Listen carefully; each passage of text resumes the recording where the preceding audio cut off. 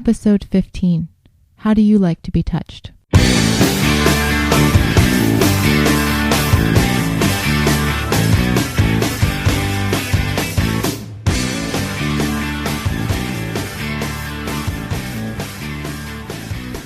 Welcome back to One Extraordinary Marriage, where we talk about life, love, and the pursuit of intimacy. You're here with Elisa DiLorenzo. And Tony DiLorenzo.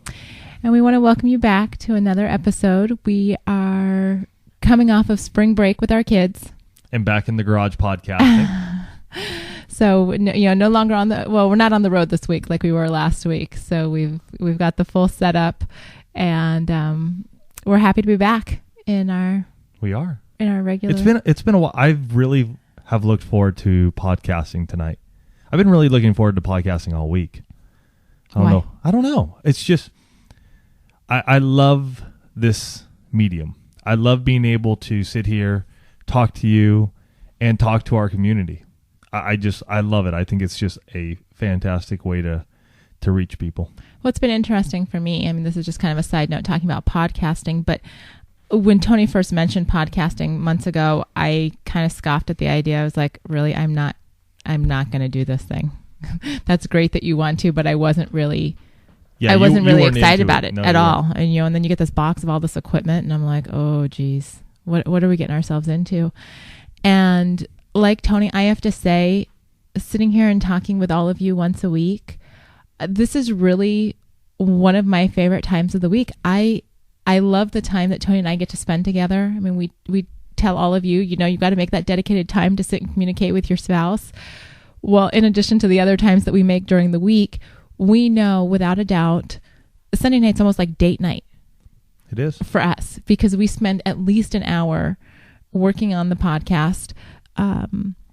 We're sitting here talking through things, and you guys have heard us on air talk about, some of the not so glamorous sides of our marriage.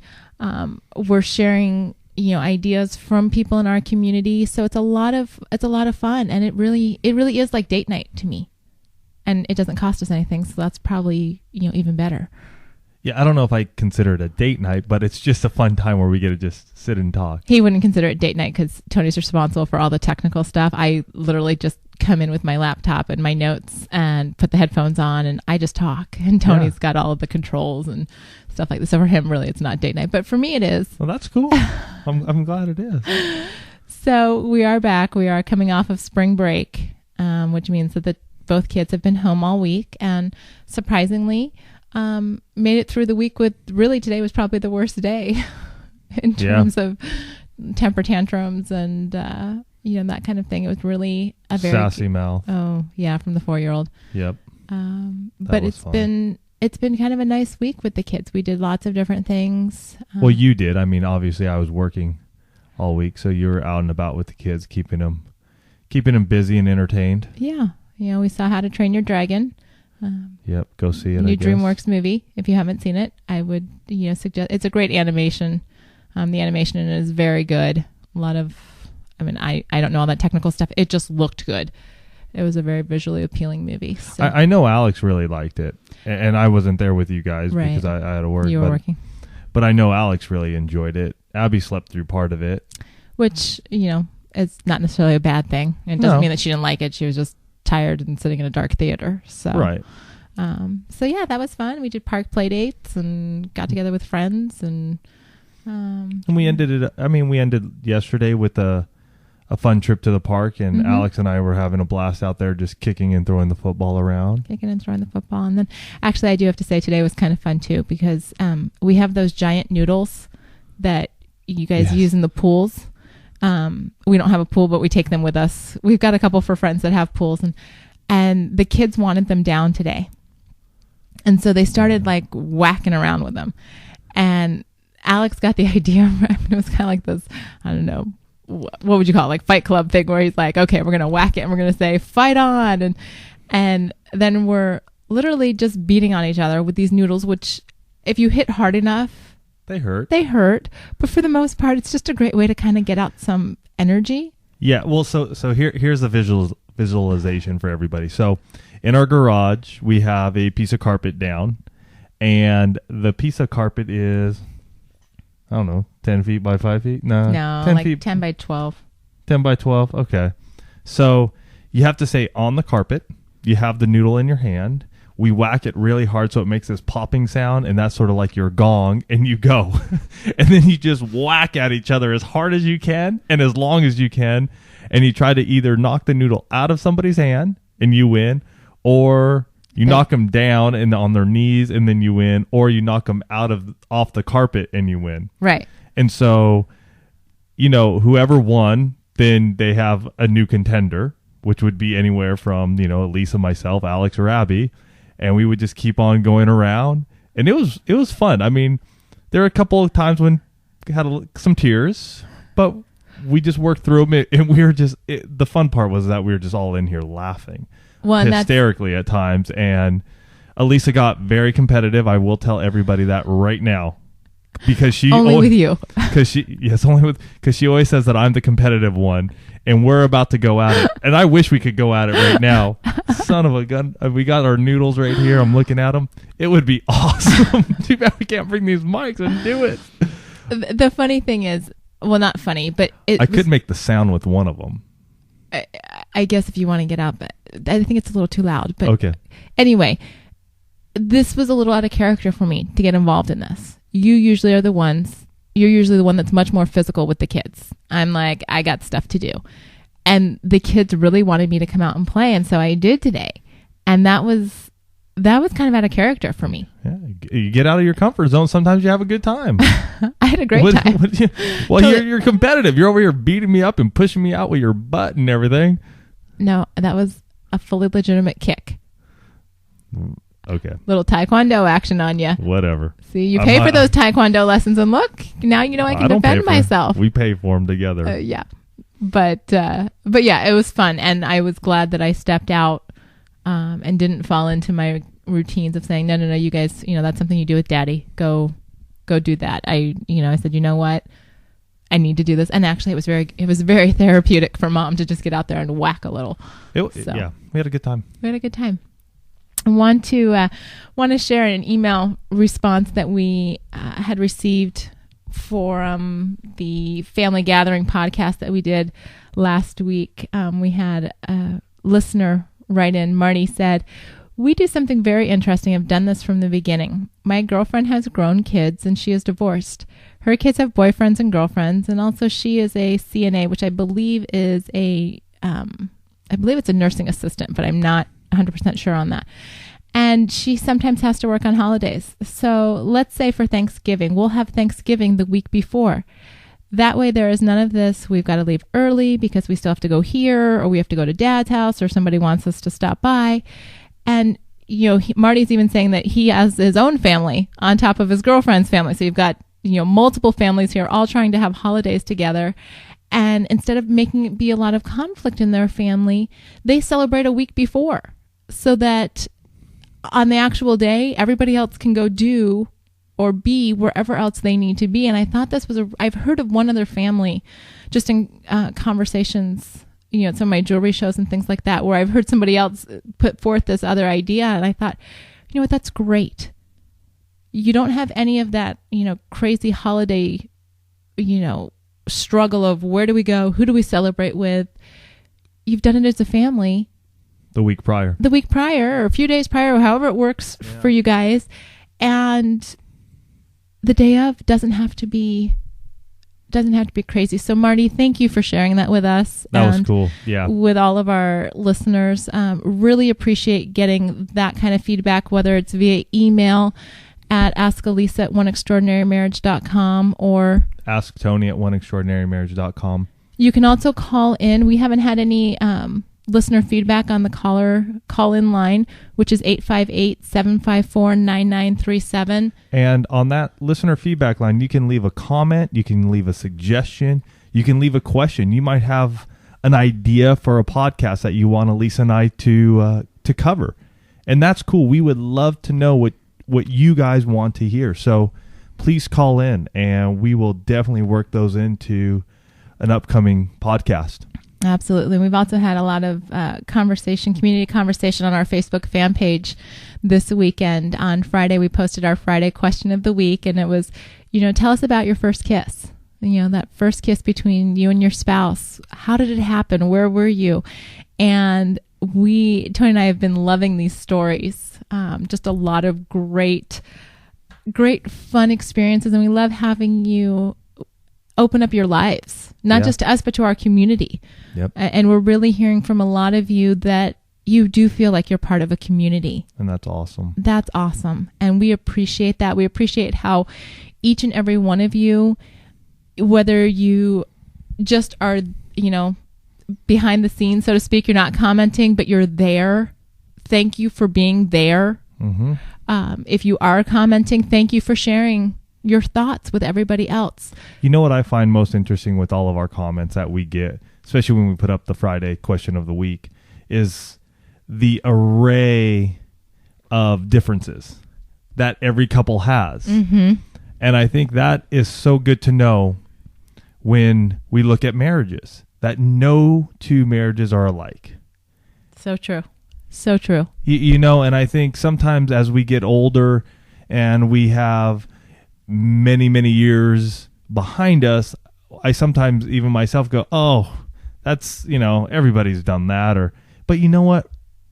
Folks haven't. And I mean, I was out this morning riding with my buddy and we were talking about our 10th wedding anniversary when we went up to Big Bear. Knickerbocker Inn. Yeah, when we went to the bed and breakfast. And I was telling him about it and how we had the penthouse suite. Awesome. If you're ever in Big Bear and you're looking for a really romantic weekend, I have to give them a little plug. The Knickerbocker Inn, the penthouse suite is worth every penny. And they have the most amazing chocolate chip cookies there. Mm-hmm. Ooh, the food was awesome. So little plug for there. It was a great place. Great place to stay. But go ahead. But anyways, I'm telling him about the bread and breakfast, and he's just going, man, we've never been to one.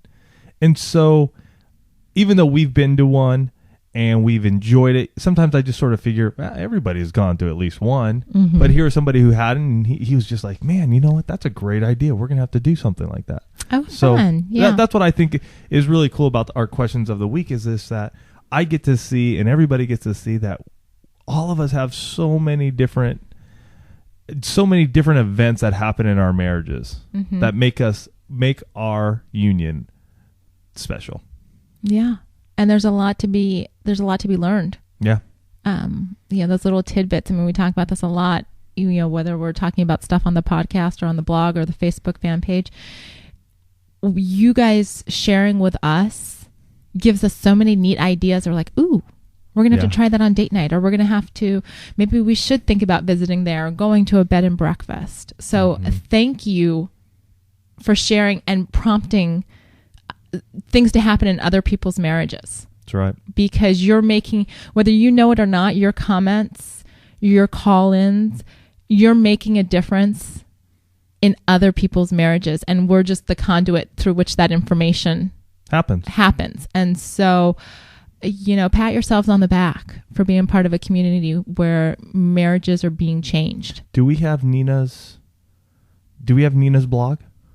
I will pull that up. Or we'll put that in the show notes, because Nina, who is is a part of the community and has called in before, she just wrote a blog post that was just so touching. She sent Elisa and I an email about how we've talked about taking the lead in date nights and how they've started using this in their marriage. So we'll make sure to put those in the show notes so you can check out Nina's blog. Very good. And so then moving on to our topic tonight, those intimate little touches. Wow, that was a great transition, Elise. I'm just giving you a hard time. Wow, I just got slammed in front of all of you. Okay, why don't you do the transition? No, you're fine. Let's go for it. Okay, let's go for it. Apparently, you're not getting any of those intimate little touches. Okay. We wanted to talk about touch. It's come up. It came up a little bit through the conversation that some people had with our last blog entry. It's not talking dirty. It's talking clearly. And you know what, Elisa, that blog post actually even inspired us to take our written words, and we took them to the bedroom on Thursday night. Mm-hmm. We want you guys to know that we're not preachers. We're not do as we say.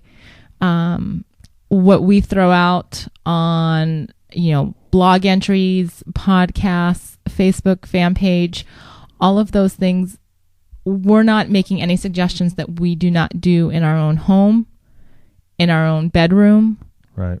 And so, we wrote that post, and it was one that, kind of went through a few revisions as we were, trying to get it right for all of you. And it was one of those things where, Thursday night, it was my night to take the lead. Yep. And, the communication, it was like, every once in a while, it seems like everything does line up the way it's supposed to.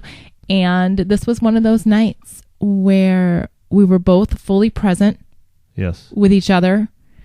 And, no to-do lists, no, I'm going to stay up late and read and you can just wait for me type of thing.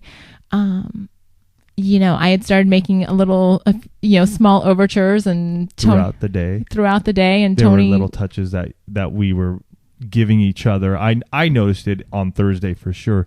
There was just those times when we would be around each other in the kitchen and there would be an arm on the shoulder or a touching of the bottom or a hand around the waist. Mm-hmm. So there are these little indications that I was starting to get from you to say, hey, honey, tonight's the night. Tonight's the night. But there were the non-sexual physical intimacy that I so desire and need in our marriage at times. And yes, what it alluded to was, in my mind, going, okay, Elisa's sort of priming the pump here a little bit. She's sort of going, hey, Tony, I'm noticing you, and I'm letting you know non-verbally these little touches going, hey. And as the evening was going on and we get the kids to bed and everything, we tend to start talking and going, okay, is this going to happen? Are we going to make love tonight? And usually it's like, yes, I want to make love tonight. Okay. Then after we get the kids to bed, then we move from there. And I have to say, you did something very deliberate that night. You, after the kids went to bed, you chose to completely turn off your computer. I did. That was, we've been staying up late. You guys know the book is almost done. And, Praise as God. we're working on, responding to emails and getting our coaching, that's going, and the speaking is going, there are just so many hours in the day. And so after work is dinner, family, kid time.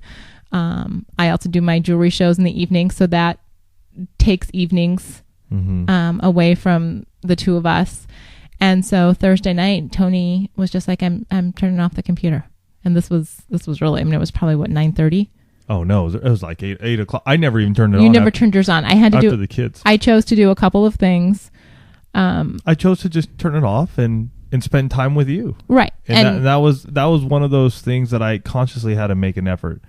And I think in the future we just need to do a podcast on technology and marriage. But I just turned it off just to go, I'm not going to get sucked in. Because if I turn it on, then all of a sudden I get sucked in and I'm into doing a bunch of stuff for one. I'm on all the social networking stuff and I'm sending out emails, and then I lose that intimacy that I'm so desiring, because then all of a sudden my mind's spent on this. Right. So I just made it a conscious effort to put it down. And actually, while you were working on the computer, I was just reading from the Bible and just really sort of getting myself ready for this time that we were going to spend in the bedroom. Mm-hmm. And that was very, I think because it was so deliberate, it wasn't just like, oh, I'm going to be over here. No, you came out and said, I'm not turning on the computer. I'm not tonight. And I remember thinking, wow, what's going on tonight? Because we always have computers on, and not always, but most of the time we have them on a lot. And so that was a very, very eye-opening. Was it stimulating to you to see that? Was it what in your mind? What went through your mind, I guess, is what I'm asking you, that made you go, wow, Tony's not turning on his computer. How did that make you feel? Well, I think for me, it was very much okay, tonight's going to be about us. we're not going to get into the, okay, well, did you do this? All right, we still need to do this section of the book. Okay, have you contacted, have you done this? Have you done that? Okay. 2 hours goes by. What are you working on? Emails? Okay. It wasn't any of that conversation. It was, okay, the computer's off. I just need to finish up the things there were a few things that I chose to do that night.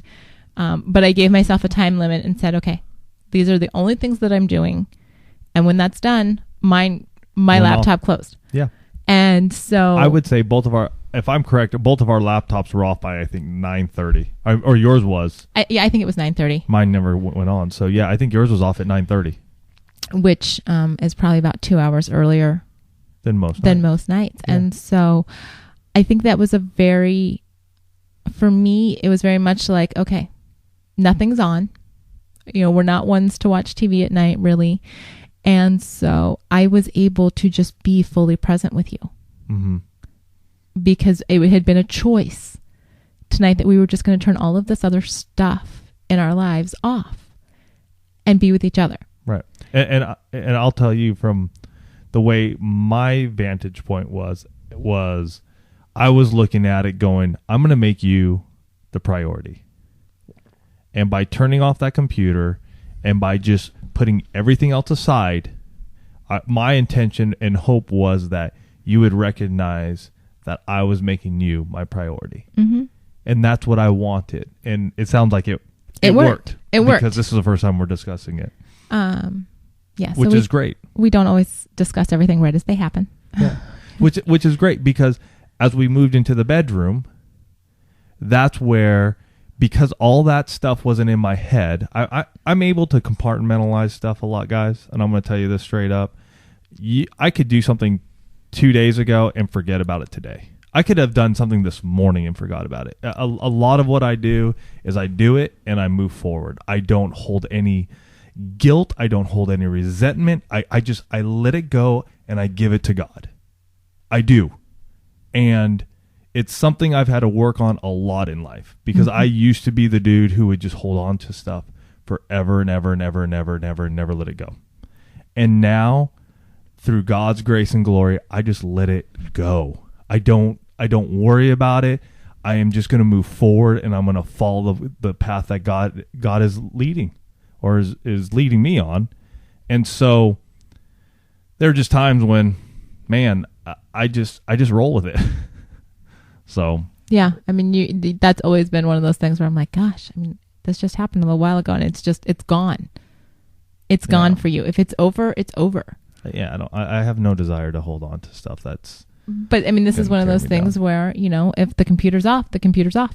Yeah, it's off, and it's done. It's done, and that way, when we move into the bedroom, I can be completely present with you. Mm-hmm. And so, here's the thing that really struck me this session, where we were really intimate with each other, physically, sexually, was that there was a lot of communication that happened. There was nonverbal communication and there was verbal communication. Mm-hmm. And so it was just an amazing time for me because the non-physical touches that we did prior to getting to the bedroom were awesome. And as we got into the bedroom, we were able to talk about, it allowed me anyways to talk to you about some of the desires that I had envisioned for the evening. Mm-hmm. And now this is something we've worked on a lot. And it doesn't happen every time we make love. Right. And, we've, over the last few months, we've received emails from, men and women who are like, I would love to try different things in the bedroom, but my spouse is unwilling. Yeah. Or, doesn't want to. And we've been there. Mm-hmm. I mean, there have definitely been times, probably more so, where you would make a suggestion and I would say no, than vice versa, than me making a suggestion and you saying no. Yeah. I think that's solely the dynamic of our relationship. Yes. We make no assumptions about other people's relationships. That's just how it has happened in ours. And over the last couple of years, that's slowly been changing. Mm-hmm.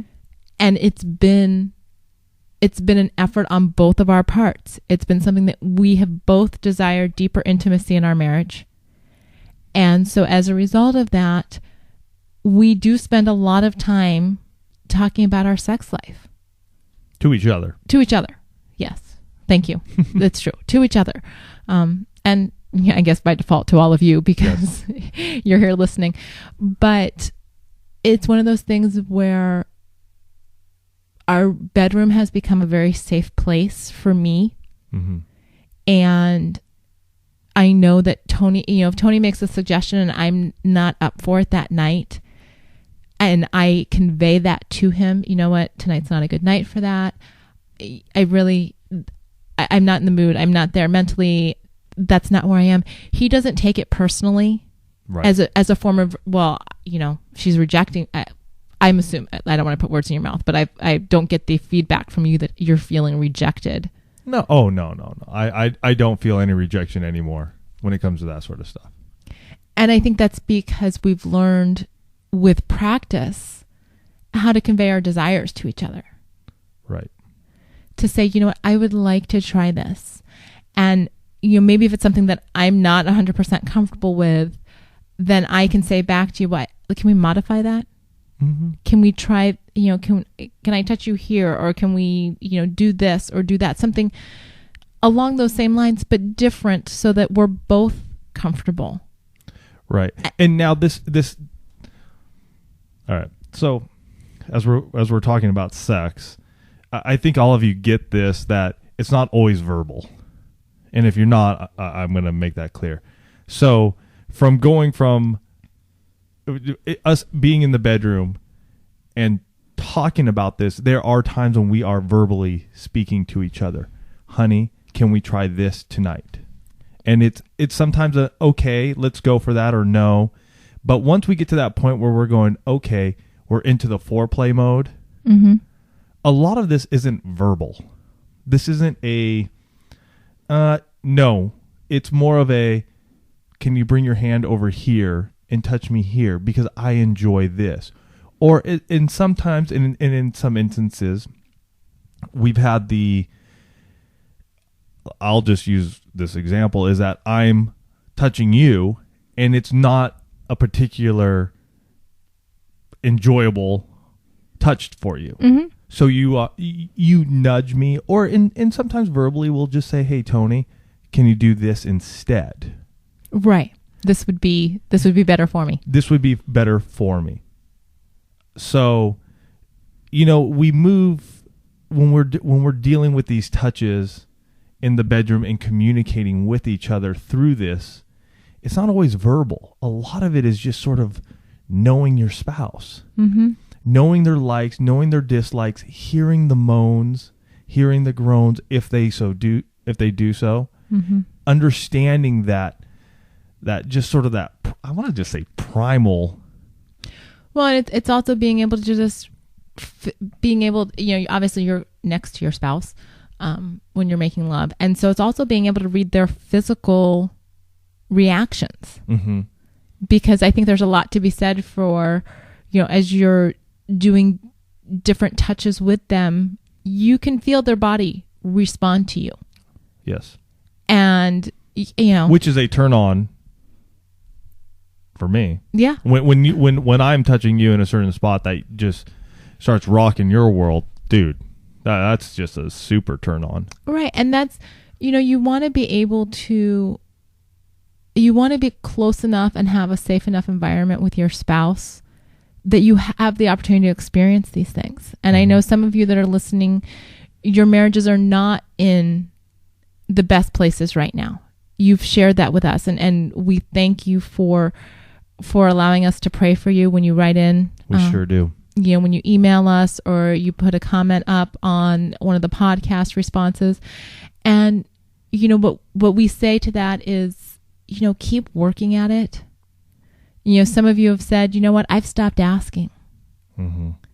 And that, when I see that in a comment, it actually makes, it makes my heart break. Mm-hmm. That you've gotten to a point in your marriage where you've stopped asking to have your needs met, because really, as we are servant lovers, we're called to be servant lovers to one another. you should still be able to ask to have your needs met, be it through touch, be it through a correct, Tony likes to pat my bottom. And so, there are times when I'm like, okay, enough. But other times when I just know that that's his way of saying, hey, you just walked by and I saw you. Or holding hands, or, we spend, you guys can't see us because we don't have the video, but we spend this podcast almost an hour, with all of our setup time, looking into each other's eyes. Mm-hmm. That's powerful. Those of you who are in a good place right now, keep doing those things. Those of you that need to, want to bring it up to another level, start doing them. Mm-hmm. We'll put a list with this podcast on just some little things that you can do to start rebuilding those intimacy, those little touches that you can do as you're, whether it's the, as Tony calls it, the priming the pump, where it's like kind of the little touches that we do during the day, the, hand around the shoulder or peck on the cheek, sort of those non-sexual touches. We'll put up a list of those that you guys can have in your toolbox. As you get into the foreplay, be able, but be willing. Yes. Be willing to communicate with your spouse. You're not necessarily going to want to go along with everything that they suggest, because you may not be in a place where you feel comfortable doing different things, but be willing to at least have the conversation with them. Right. And I'm going to mention this again, and we've mentioned it before. The book, The Joy of Sex. Mm-hmm. I think it is a great book. And this is from a guy who was deep into pornography for 19 years. I don't look at The Joy of Sex and go, ooh, that's going to just throw me off course. I look at it as a great source to find new ideas and help the communication in our marriage. Because there are times when we do become stagnant, and I'm going, man, well, we've done this or we've tried that. What can we add? So if you're not even, if you're at the point where you're just not even sure how to talk to your spouse, it's a great way to just bring it in and look at some photos, read some text about different things that can happen. Now, are you going to do all of it? No way. No way. I mean, there's no way in heck you're going to do all of it. But it just allows for you guys to communicate together, because that is where it all begins. This deep intimacy that we all so desire. Mm-hmm. It's the communication in the bedroom. Well, and something that we've done, is talk about it when you're not trying to have sex, when you're not making love. Don't put the added pressure of being in the moment. That's a good point. Yeah, we've done that many a time. And then you're like, okay, we're here. And then the suggestion flies out of somebody's mouth and you're like, oh my gosh, not now. No, it's a total, moment killer. Yeah. One of our, Anita, one of our community members, she had mentioned early on a Facebook post about the sandbox idea, where you talk about something, but you do it in you've set aside a point in time, it's 15, 20 minutes. And you say, I just want to talk about this. Here's something I would like to try, or here's something I've been thinking about, in regards to our intimacy. Yeah. And I love that idea, because it is something that we've done, when we want to try something new, or we want to try a new place, or we want to, position, whatever. Yeah. Don't do it in the moment. There's already so many heightened, with the endorphins raging and things like that's probably not the best time. So make another date, a 15, 20 minute date where you're just like, I just want to talk to you about this. Mm-hmm. Keep in mind, it's very non-threatening. If your spouse says no, that's okay. It's okay if they're not comfortable with the suggestion. And here's another thing though too, that a lot of us have to work on, is we got to get out of our comfort zone. Mm-hmm. Because we get stuck in this comfort zone, and not asking or not talking about it is just the easy way to do it. And if that's the way you want to live the rest of your married life, in your comfort zone, then I think you're doing a disservice to yourself and your spouse. You gotta get out of it. And I know it's scary. I know there's this little fear bug that we have inside of us that just sort of kicks in, because now we're talking about one of the most, if not the most intimate thing that we could do with another person. And we're so fearful of the rejection that we will not come out, and we will just not move past our comfort zone. And so maybe you start small, but I will have to say, even on Thursday, there were certain things, certain touches, certain positions that I wanted to do with Elisa that when I was mentioning them, they were still a little fearful to me in that moment. Mm-hmm. And I consider us having a pretty damn fantastic lovemaking, love life. There we go. But even so, I even had that little, what if she says no to this? And, I just sat there in the moment going, you know what? The worst you can say is no, and we can move on to something that will be enjoyable for both of us. So I just want to let folks know that we all feel that. There is that little fear factor that just comes in asking. So, and if you've been the reluctant spouse, I would challenge you. I would challenge you to open yourself up to your spouse. If there's a reason why you've been reluctant and you have not shared that with your spouse, I challenge you to do so. If you've just kind of, made it a power thing where you're going to say no because you control the bedroom, I challenge you to stop and allow the intimacy to grow in your marriage. Here's the thing.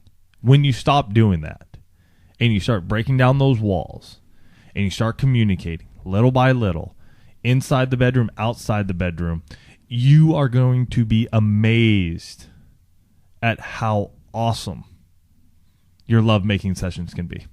I'm not kidding you. I mean, this is from a guy that, 2 years ago, it was pretty much null and void. I mean, it was pretty damn boring at times. Well, it was the same thing. It was the same thing.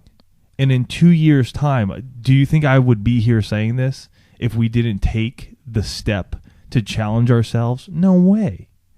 So I think you got to get over yourself sometimes and pass your fears, out of your comfort zone, and go for it, because you don't know what it's going to be like unless you take that step. And a passage that comes to me when we're talking about this, I love this passage, is when Peter walks on water. It's faith. It's faith knowing that our God above is going to take care of our marriage. It's our faith that God above is in our bedroom and wants us to have an amazing, intimate moment together. It's our God who loves us.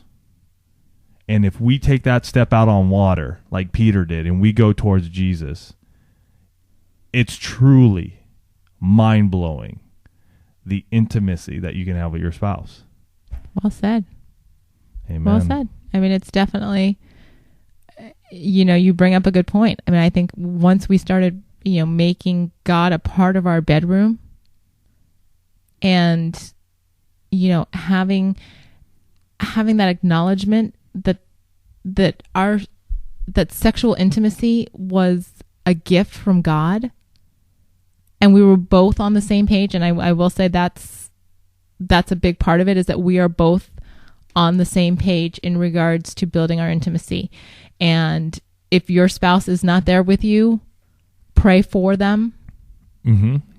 Because it works. Tony's prayed for me on those nights when I'm not there, and vice versa. And yep. And I know some of you have much bigger issues. Continue to pray. I cannot hit home on the power of prayer enough. But God wants you to have an amazing, connected sex life with your spouse. Mm-hmm. There's a whole book in the Bible that talks about this. Yeah, Song of Solomon. If you haven't read it, read it. But a great book, and we'll put this in the show notes. Write this down. Is we'll get you a link to Intimacy Ignited, which is a great book that really dives into the Song of Solomon and how Solomon and his wife come together. Mm-hmm. It's great. Very, it's very explicit. Mm-hmm. Not very explicit, but it's explicit for the Bible. Okay. I mean, it's in the Bible. Exactly. It's in the Bible, and it was written so that Hebrew boys could also read it. So, yeah, I mean, they talk about breasts. I mean, it's not like craziness here. No, but it's explicit in the sense that, there's great detail. Oh, yeah. And it's in this amazing love story. And it shows us how God really wants us to have this phenomenal relationship and connection with our spouse. Mm-hmm. Yeah. And so, we challenge all of you. Some of you, probably taking us up on our 7-day challenge. Yep. Make this a part of it. Be open to your spouse and to developing this much deeper intimacy, starting with those little touches. Mm-hmm. And working through to, the sexual communion of the two of you. But, you can't get to one without having the other. You need to be touching your spouse. You need to be, holding hands, looking in their eyes, putting an arm around them. And when it comes to foreplay, it's the caresses, the holding of them, the touches that excite them. And that is just a note for foreplay.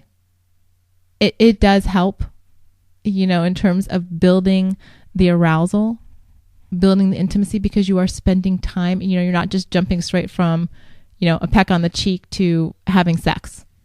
Mm-hmm. Foreplay definitely has its place. Its place. That's not to say we don't have quickies. That's not to say that we don't do that. But when you're having an intimate moment, evening is what I meant to say, or session, when you're making love to your spouse, embrace foreplay. Oh yeah, it's definitely well, that's a big section of when we get into the long lovemaking session. A foreplay is a big part of that, and that's something that we've developed over the years. Yeah, oh, most definitely. Because it does allow us to it allows us to dig deeper into our intimacy with one another. Oh yeah. And so I think that's very. Hold on, I have to sneeze. Okay, I'll hold the mic while you sneeze. Sorry. Okay, I guess not. I just felt like it. So, this has been one of those weeks where we've talked about a lot of different ideas that you can pull into your bedroom, literally. We'd love to hear your thoughts. You can call us on the caller feed call in line at 858-754-9937. Please do. Like I said, we haven't had anybody call in for the last week or two, and we'd love to have you guys call in. So please do call. Let us know what you think about this topic. Let us know how it plays out in your own marriage. What happens in your marriage? Do you have the non-sexual physical touch? Do you have the communication in the bedroom? Do you have the foreplay that happens? Do you have the lovemaking session that you so desire as you lead up to that? Are those things happening, or is one happening and maybe not the other two? Mm-hmm. Where's the missing link in your marriage? And you can email us directly. You can email me at asktony@oneextraordinarymarriage.com, or me at askalisa@oneextraordinarymarriage.com. We respond to all the emails that we get. Even if it takes us a day or two, because we do get inundated with stuff, but do know that we will respond to you. We do. It's for those of you that want to take the next step, either individually or with your spouse, and you're thinking that coaching might be something that your marriage needs. Keep in mind that all kinds of people go to coaches. It's not just for those that are like, oh my gosh, we're in dire straits. Athletes have coaches. People wanting to lose weight have coaches. People that want to improve their physical fitness have coaches. When we were starting our business, had a coach. Coaches are for people that are in a place right now and they want to get to another place and they don't quite know how to get there. That's right. You know, you need a plan. You need an accountability partner. That's your coach. And so, you know, you can go to the coaching tab on our website. You can click through for a free 30-minute consultation. We'd love to talk to you and just see where you are and where you want to be. You know, you can find that at our website at oneextraordinarymarriage.com. We'd love to just chat with you and see if it's a good fit. But coaching works for a lot of different people for a lot of different reasons. And so we'd love to talk to you about that. Can I just say one thing too? Mm-hmm. I think here's the thing when it comes to coaching in marriages. How about we start looking at our marriages and sort of maintain them and do the maintenance on them instead of waiting until they're dying? You know? Great point. And I think that's where a lot of people right now are missing the boat.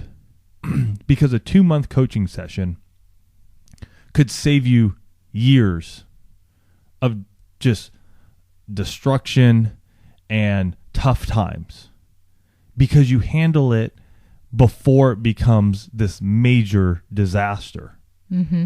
So I think a lot of us need to open up our minds and go, wow, if I just took 2 months with my spouse and sat down, worked on our marriage, this could help for years and years to come.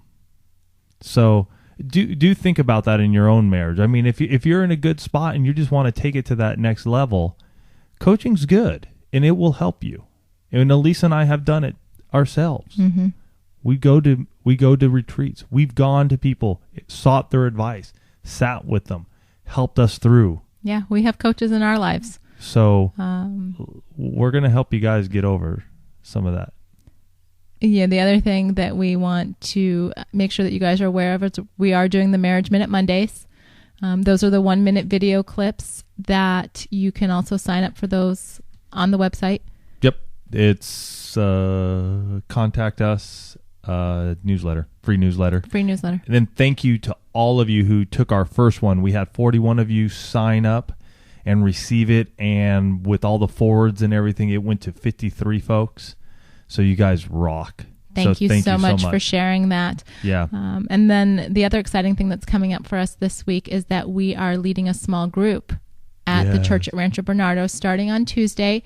It's going to be an 8-week small group, and it's actually based on our book, Strip Down 13 Keys to Unlocking Intimacy in Your Marriage. And so those of you that have already signed up to be a part of the small group, we are definitely looking forward to having you be a part of our lives for the next 2 months. Those of you that are in San Diego and looking for a small group, we still have space available. So if you want to email us, you can definitely do so through the website. We'd love to have you join us starting Tuesday night. And for those of you that are around the country that might be looking to lead a small group, we've got the small group study guide put together. We'd love to have you share our book and study guide and lead a small group in your own church. And that's once the book comes out, hon. Well, that's in the next couple of weeks. We're close to that. She's jumping the gun a little bit on that one. But yes, we'll keep you guys updated on how it's going. But once the book does come out, we got an 8-week study guide that you can take to your church and lead a small group. I'm just excited. We're so close. We're so close. I'm elated. I can't wait to get this thing out there. But we're just not completely 100% done. So okay. I don't want anybody coming to the website thinking, oh, I'm looking for a book and an 8-week study guide and it's not there, because it's not there yet. Give us a few weeks. Mm-hmm. Give us a few weeks. I think we're in the home stretch. Yes. And we got a number of great ideas that we're working on. So please continue to pray. I don't want to let it go just yet what we got, but there's three things in the fire that we're working on. And hopefully all of those will launch by the end of the year. So just continue to pray. We've had a fantastic week. We're praying for all of you. And we just thank you guys for all that you do to be and being a part of our community. So thank you, and we love you guys.